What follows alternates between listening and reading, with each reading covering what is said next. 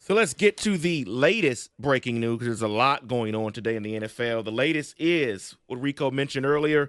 Amari Cooper gets traded to the Buffalo Bills for a third-round selection in 2025 and a seventh-round selection in 2026. Let's focus on the Bills portion of that. Do you like that deal, them getting Cooper? Yes. They just need another option. Keon Coleman's not ready. Shakur is just a tiny little guy. They needed another dude, and Amari's a great route runner. Amari's a big body, good red zone target. Yeah, I'm down. What did they give up, by the way? I apologize. Third-round selection next year, seventh-round selection year after. Yeah, I'm good with it. Yeah, I mean, this helps them immediately because now you have a number one guy, and now, like you said, Keon Coleman, you can become a number two. Like, everybody take one step to the left because we have somebody who can help us win right now. When the play breaks down, Josh Allen can say, hey, Amari, go get this. I love it. Now let's focus on the Browns portion of it and not necessarily the Myles Garrett thing, but if now they're trading Cooper, does that Zarius Smith available? Yes. Other players are now open for trades. Yeah, 100%. I mean, Zarius might be the guy who ends up a Lion, be honest with you. No, don't take my name. Oh, my bad. My bad. No, because, yes, it is telling me that Cleveland's in full sell mode. And if you're Detroit, listening to some of the things that Dan Campbell said on the morning show, I think they're willing to make a deal, but I don't think they're willing to break the bank. So if that's the case, then, yes, Zarius Smith would be the perfect compromise. Not going to cost a lot, but can help you immediately. You want another name, but you got to go to a pet shelter to find him? Okay. Jadeveon Clowney. Wow. The mutt.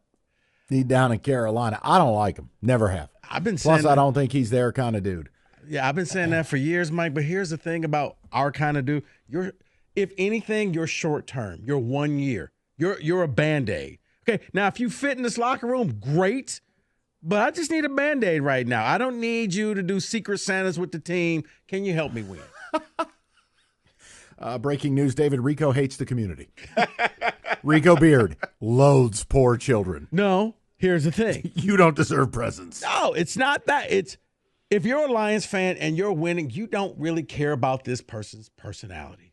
Newsflash, you don't. You can go out and bring in a Kirk Cousins, but if you're in dead last, you don't care. Well, let's get to the other wide receiver news for today. Something else happened this morning. Okay. And the Jets have traded a conditional third-round pick for Devonte Adams. And they will take on his salary, the Jets will, and that news just came through. They just restructured his deal for this year. We'll have to deal with whatever the rest of the year. Can I just say it to the congregation? Sure. This is a reading from Corinthians. The salary capeth is not reeleth. Can I get an amen? So the conditions, it can turn into a second-round pick. Here are the conditions to that. Adams must be a first or second team AP All-Pro, and he must be on the roster, active for the AFC Championship game or the Super Bowl if they happen to make it. Good move for them? I mean, just the move they had to make, right? It's a move we all saw coming. I think they're still going to fall flat on their face. I don't believe in the Jets. As a matter of fact, I didn't believe in the Jets so much, I got a free lunch out of it. I'll leave it at that. I'm right here, man. Dude, when they called Braylon Allen, okay, first of all, can we just, two separate notes. I'll address the Adams thing, but fellas, 22 accepted penalties for north of 200 yards. That's an atrocious job by the officials. Second of all. Hold on, Mike. I'll let you finish. Is it an atrocious job by the officials, or was it just bad football being played by both teams? They have a job to do, right? Just saying. Go ahead. Okay. You're not wrong. I guess there has to be a balance is what I would say. When they called holding on a fullback dive from the 1 yard line, chalk it up. I've been waiting to cross that square off on my bingo card since I was 9 years old. I have never in my life seen a holding call from the 1 yard line on a fullback dive. It was that kind of night. I digress. No, you have lunch when you want it. You win. Also, shout out Greg Zerline. You're garbage. Human filth. How about this? Since we're talking, that wasn't even the most egregious call in the game. Still trying to wrap my head over how is it roughing the passer when you just sack the quarterback? And then you not only tackle him, you move off to the side so you don't fully land on the man, and you bounce and hit the ground. And they're like, well, you hit something. It was the ground. No, penalty. Aaron Rodgers was like, yeah, sorry, dude. That was a legitimate hit. But you know what? The football gods balanced it out and said, don't worry. The kick will go off the field, off the goal post. So no harm, no foul. Thanks. Thank you for that. Lunch. I stayed up for every snap of that game.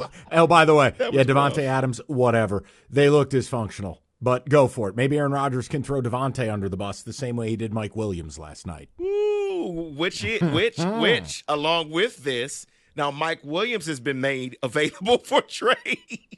Which, of course he is, right? Yeah. For what, a hot and ready? Yeah. Come on.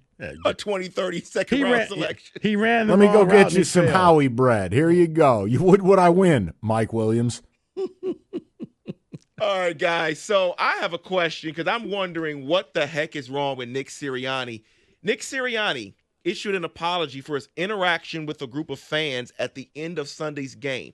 For those that did not see, Nick Sirianni was booed during the game. The fans were booing the Eagles during the game at one point. 46 seconds left in the game. The game is in hand. They're going to win the game. And he decides to put his hand to his ear and go to the fans and say, let me hear you now. Here's his quote. I was trying to bring energy and enthusiasm yesterday, and I'm sorry and disappointed at how my energy was directed at the end of the game. Energy? You were winning the game. It was 46 seconds left. What do you mean? What are you doing? David, here's what I think is going to happen, Mike. Let me take this one first. I think what Sirianni is doing is trying to distract the public and the media away from his team. His team has not looked right in a long time. So you know what we're talking about? Nick Sirianni. We're not talking about the Eagles who barely won a game over a team that they should have beat by a lot more. We're not talking about the Eagles who have been struggling. The Eagles who you acquire Saquon, but yet and still something still isn't right. So I think he fell on the sword and said, I'll be the Huckleberry, make fun of me, leave my team alone. Okay, I was going to go a different way. I actually think this dude's just a knob. Okay. What does Nick Sirianni even do? I mean, you don't call plays. You don't run the offense or the defense. And once your brilliant coordinators both got head coaching jobs, you look like a knob. I mean, cool haircut. Yeah, I you know what, Rico? If he's pulling a supervillain Jedi mind trick thing, kudos to you. I just think he's a knob. Okay. And that's a great It's not nuanced. I'm sorry, but it's the best I could offer. That is a great way to end it. David, what can I say? I can't argue that point. I mean, yes, because here's the thing. Here's what I don't like what he does. You can't go out there, address the crowd, try to be the supervillain, and then bring your kids up to the press conference to shield yourself from difficult questions. No, Nick, you don't get to do both. Your kids are not going to save you because, don't want to talk about this. My kids are right here. And then you're still swearing in front of your kids. Like, no, leave the kids at home. Don't bring them up there. Well, Mike said it. Nick Sirianni's a knob. That is in Football Today.